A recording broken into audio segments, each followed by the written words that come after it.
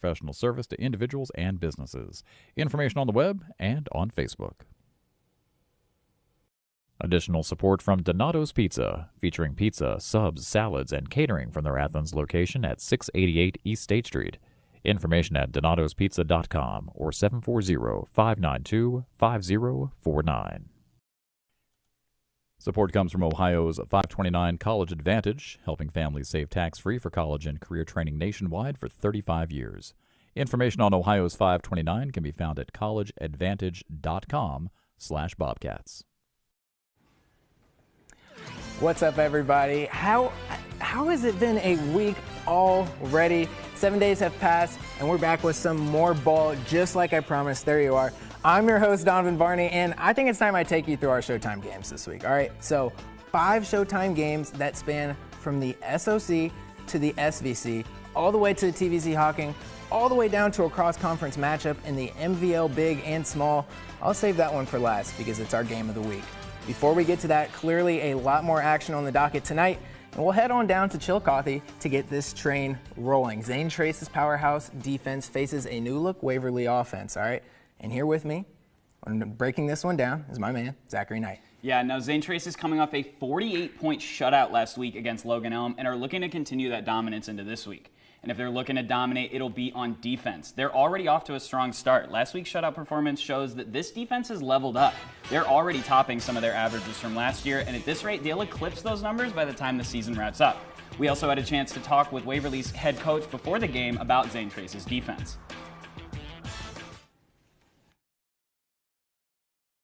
Again, formationally, we can do some things to them to try to get them out of position and just, making them have to line up to some different fronts and things, maybe some things they haven't seen. Yeah, now I told you about that Zane Trace defense, and they wasted no time showing it off in this one. First play of the game, Waverly quarterback Gunnar Myers goes for a pass, but D lineman Blake Brower gets his hands on it and gets the Pioneer offense on the field.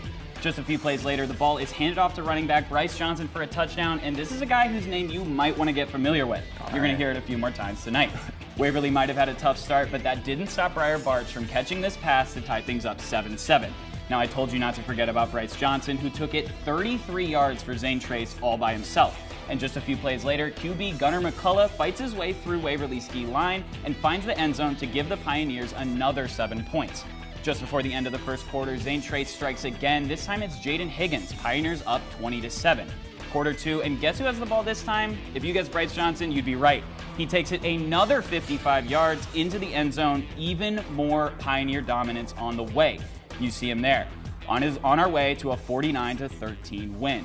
Zane Trace takes this round, making them 2-8 against Waverly in the record books and 2-0 on the season so far. Yeah, it must be a really good feeling for the Pioneers. We talked about their defense. How'd they look out there against Waverly? Yeah, Zane Trace's defense is just about what we expected from them. My guy Josh Jacob talked about it on the pregame huddle earlier this week. They were a tough hill for this Waverly team to climb. Yeah, I know this Waverly squad looks a little different than last year, right? Absolutely. They're without QB Mason Kelly and their top 3 receivers this year. This resulted in a lot of run plays, which were mostly ineffective against that Pioneer D-line.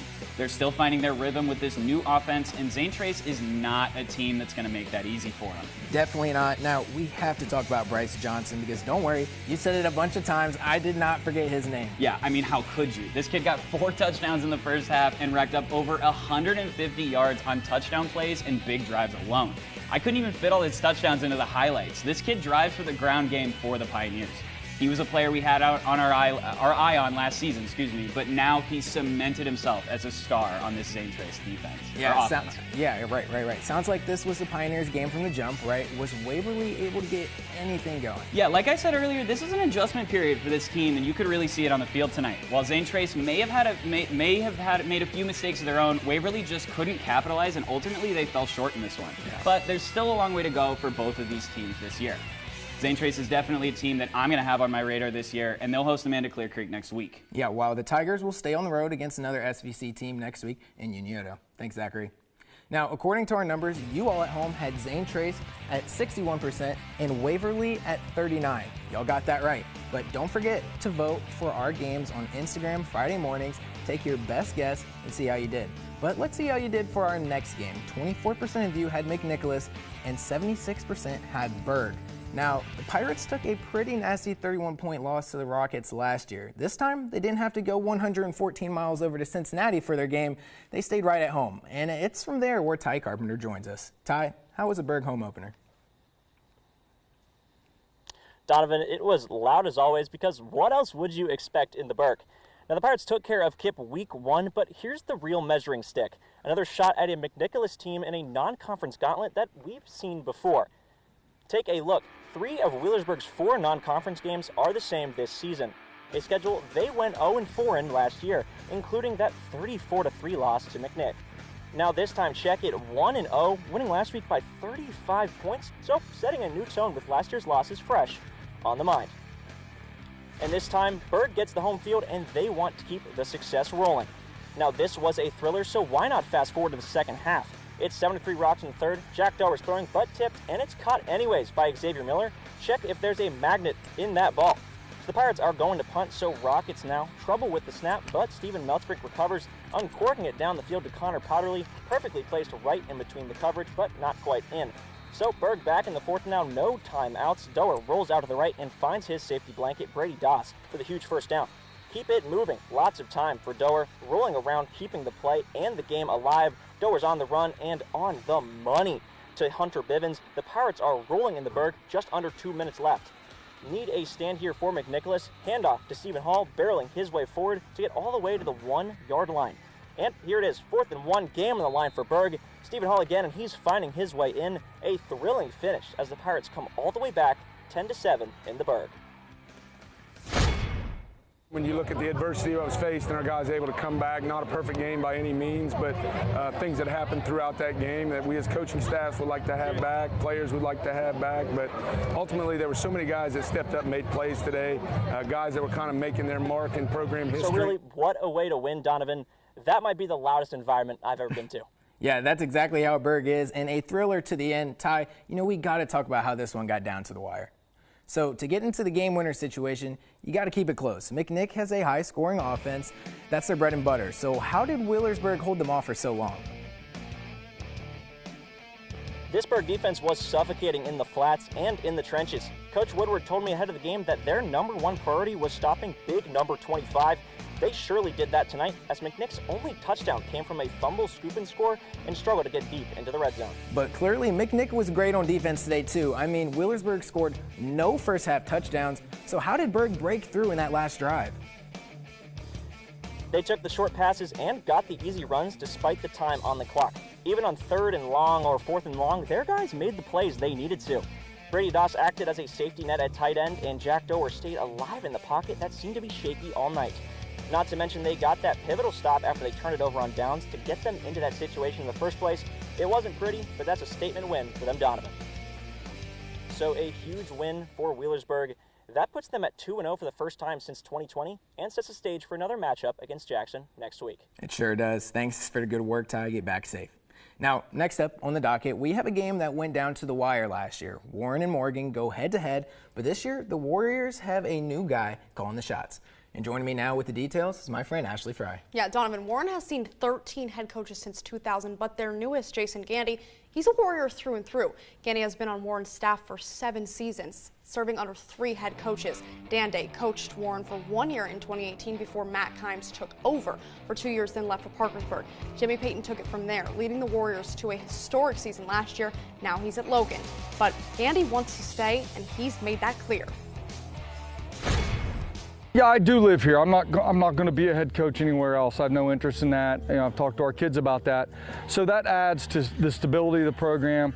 I was able to bring in assistants I know that are sold on the stability of the program, and the administration's sold on the stability.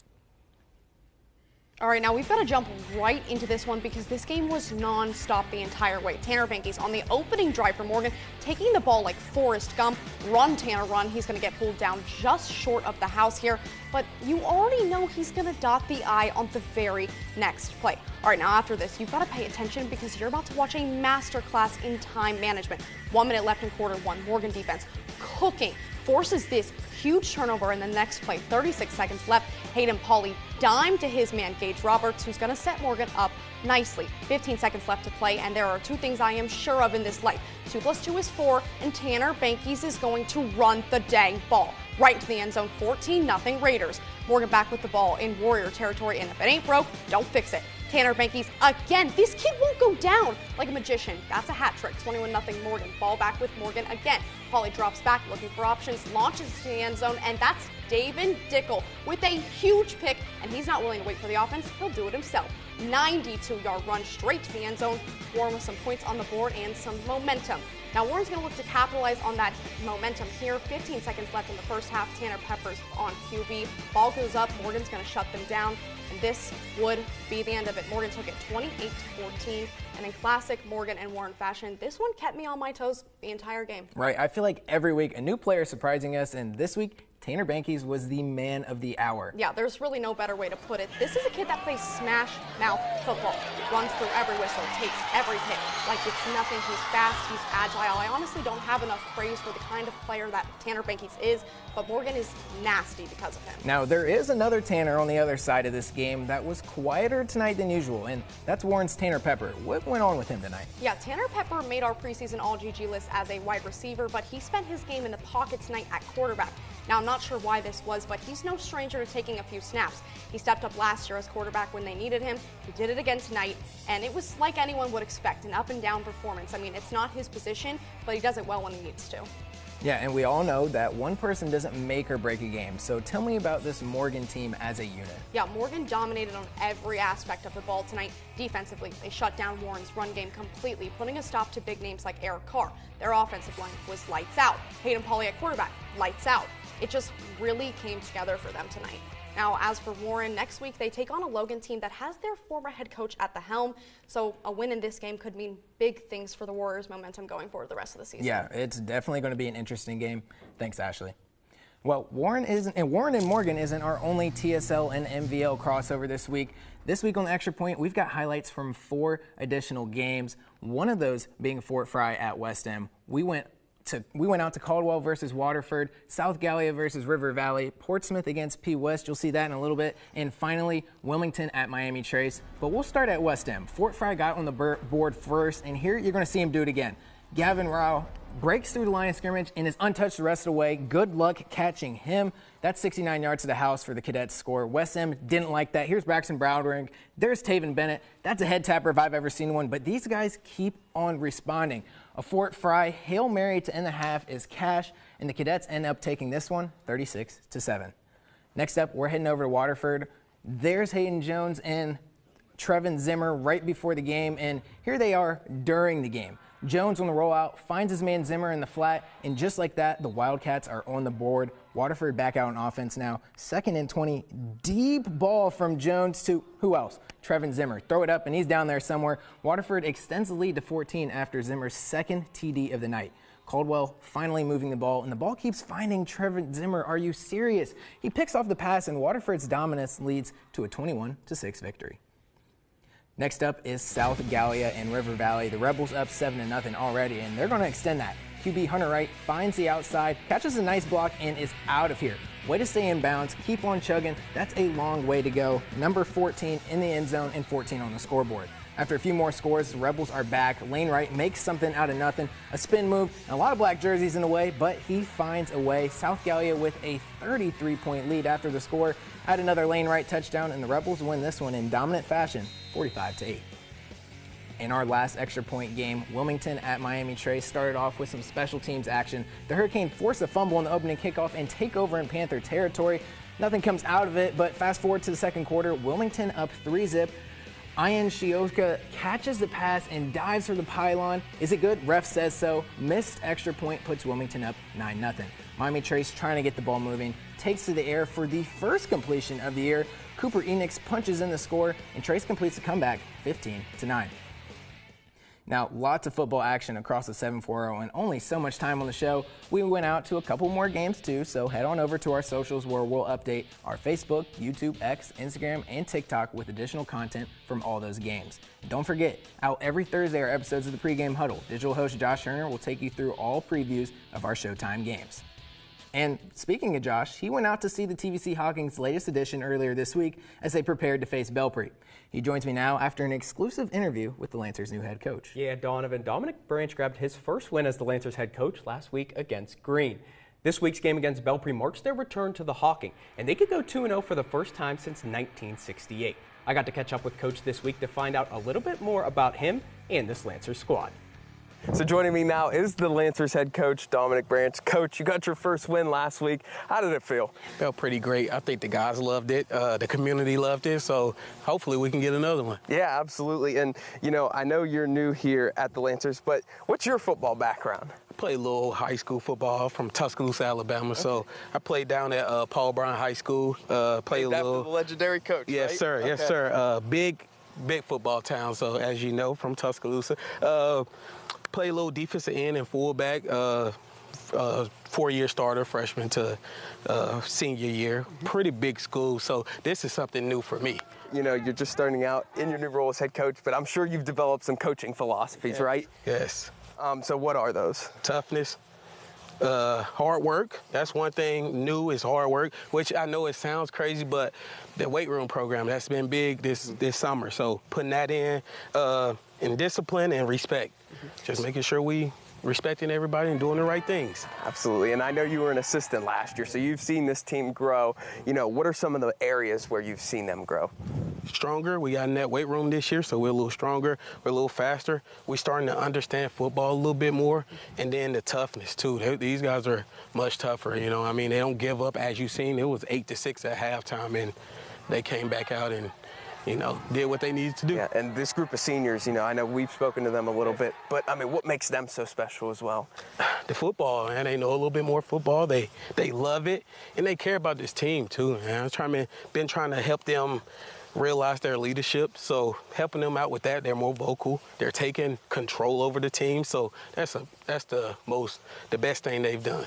Coach, I have one more question. Yes, you guys haven't started 2-0 since 1968. What do you think it would mean to do that this Friday night? I think that would be great. I think the community will love it. I think that'll get more people coming out more and more. And I do think the guys will feed off of it. That will be a momentum boost going into week 3. Absolutely. Coach, we've hit the 100-yard mark. I could talk all day, but thank you so much for joining us. Sir, thank you for having me. Josh, what an interesting coaching background for Coach Brandt, but some news came from the Lancers after you last spoke with him. Yeah, senior quarterback Brody Rutter was on crutches when we arrived at the stadium, and the Lancers had to roll without him tonight.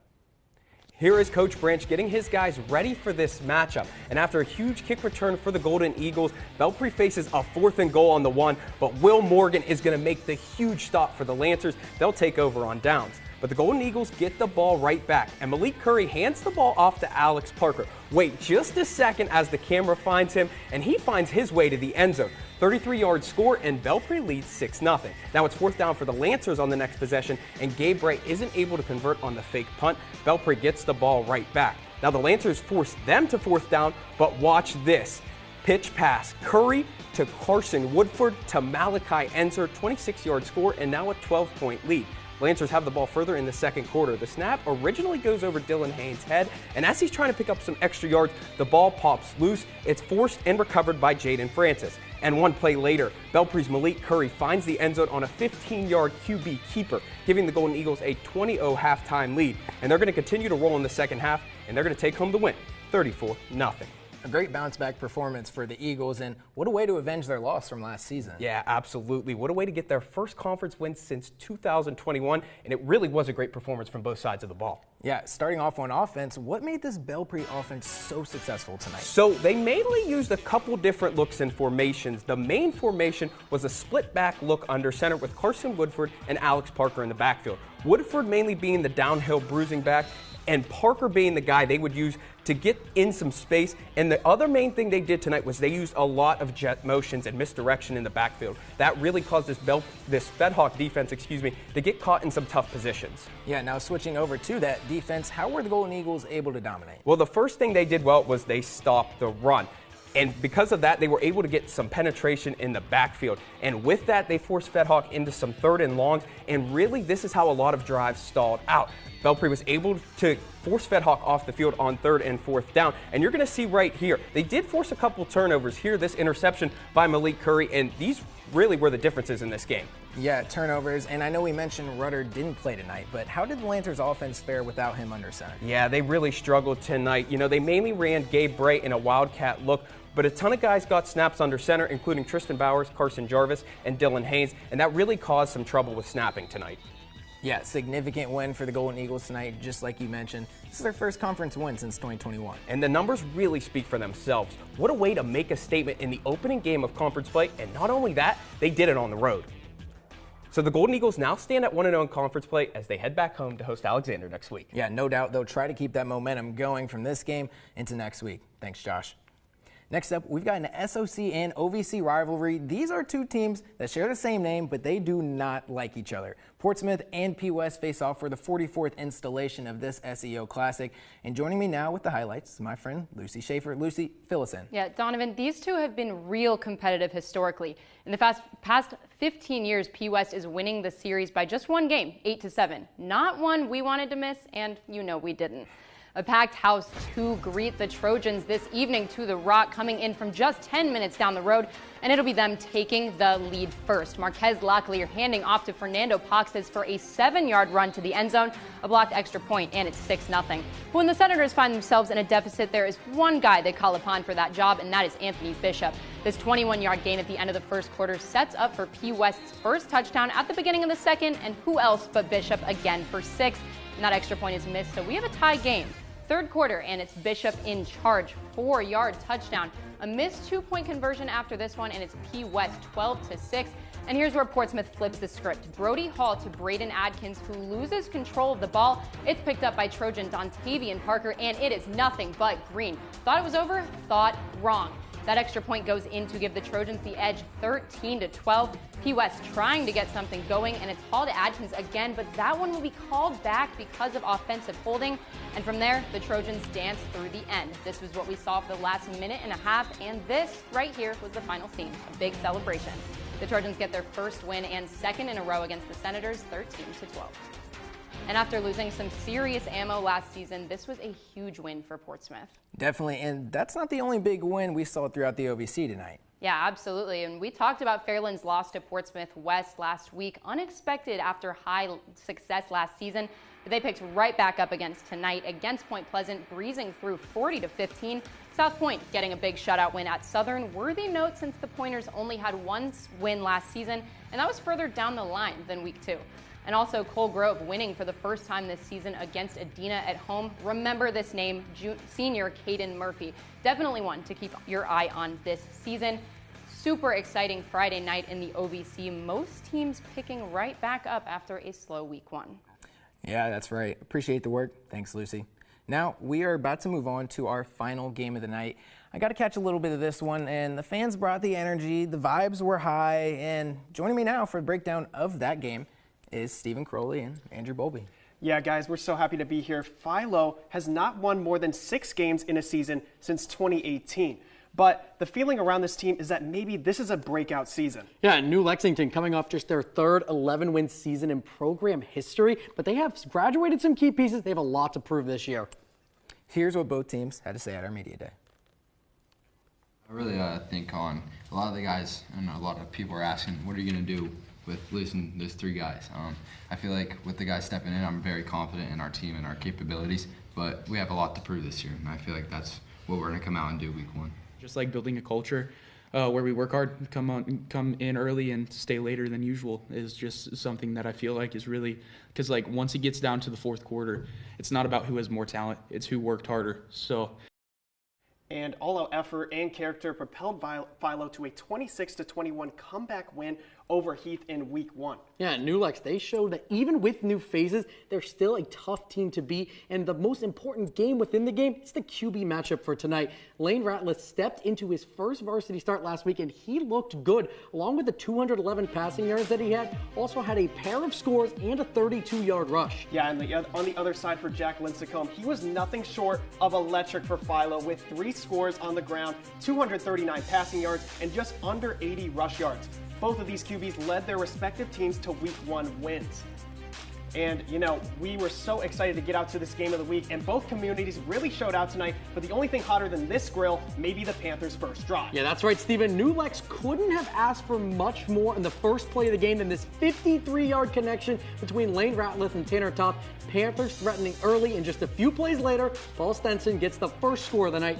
8-0 New Lex less than 2 minutes in. Now, immediately following a turnover on downs, Jacob Savage, he makes this one-handed catch look routine. That'll get the electric faithful out of their seats and also leads to Slade Sprankle entering the end zone right here.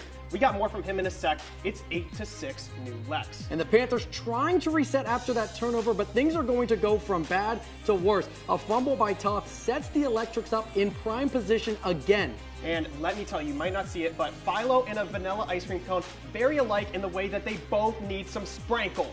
15-yard rush for him, and Philo is now up 12-6. And for New Lex, down by 4, they need their QB to step up, and that's just what they got. Ratliff rips off a 22-yard rush, setting up the offense in the red zone before ultimately punching the ball in. Panthers back ahead 14-12 going into halftime. Now, we're going to come out of the break here in just a second. Philo's first drive of the third quarter, and Lincecum, he's going to look for some magic on a long fourth down, but this is where New Lex really began to take over in this game.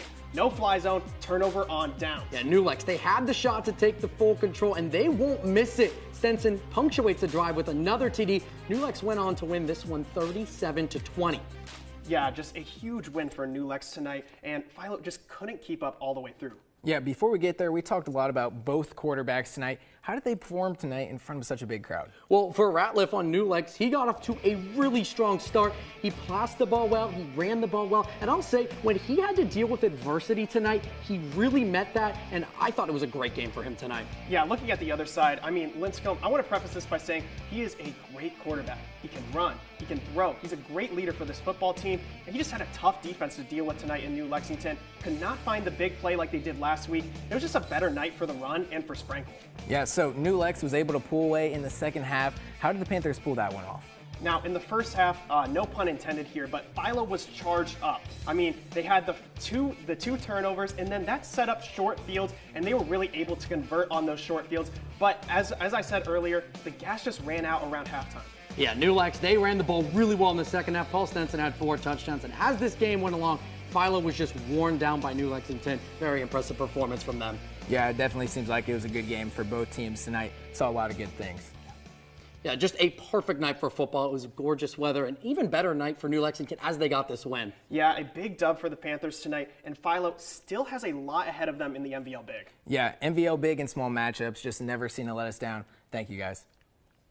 Now, 5 Showtime games, 5 digital games this week, done. That's, well, actually, we had 9 games, 18 teams, and a whole lot of football plays. You know what?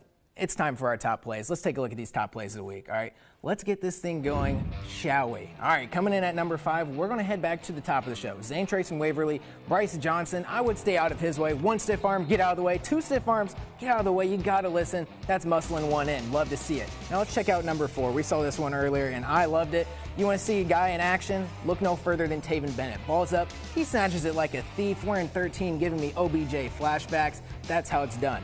Number 3 takes us to Warren and Morgan. Quarterback scans the field, throws one out there, and looks like a red zone score, but it's going the other way. Davin Dickel, give me that ball. Just how Coach teaches you, find the sideline and don't look back. 94 yards to the crib, and I'm getting tired just looking at him run. Get my man some water and a pat on the back. My goodness. Now, moving on into our top 2, Fedhawk and Belpre enter the chat. You like some magic? Here's some trickery. Carson Woodford takes the pitch, but the running back ain't going far. Malachi Enser is wide open. We're only in week 2, and we're already into the bag of tricks. Wow. And finally, the one you've been waiting for back at Fort Fry and West End. Let's paint the picture. 2 seconds left in the half. Grady Henson heaves it downfield, and Luke Phillips brings it in traffic for the score. Looks like the Tornadoes are just upset about that one. Let's just say that went exactly how the Cadets drew it up. Big time play for Fort Fry. And, well, with that, episode 2 of our show comes to a close, but never fear, because Saturday football is here. We're sending a crew out to Ironton tomorrow to see the D5 defending state champs face off against the Class 3 state champs out of Virginia. For updates on that, check out our socials, but in the meantime, remember, there's nothing better than Friday nights and Gridiron Glory.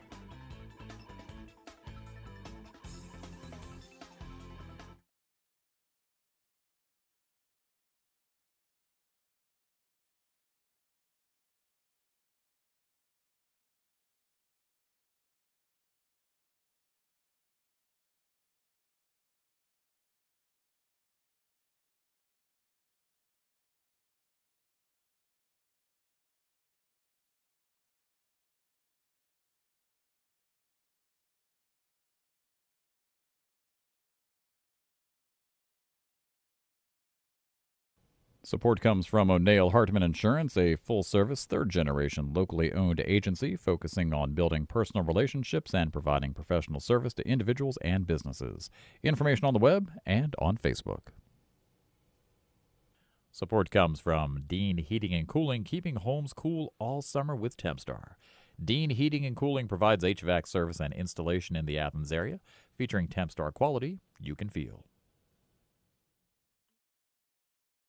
Additional support from Donato's Pizza, featuring pizza, subs, salads, and catering from their Athens location at 688 East State Street. Information at donatospizza.com or 740.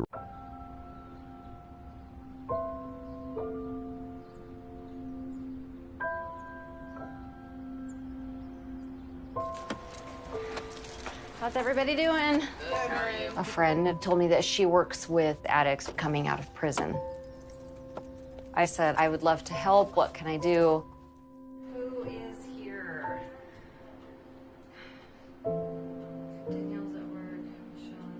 I was hoping that I would be able to help people who were in the same situation that I was in getting better. We came up with the name Room to Grow.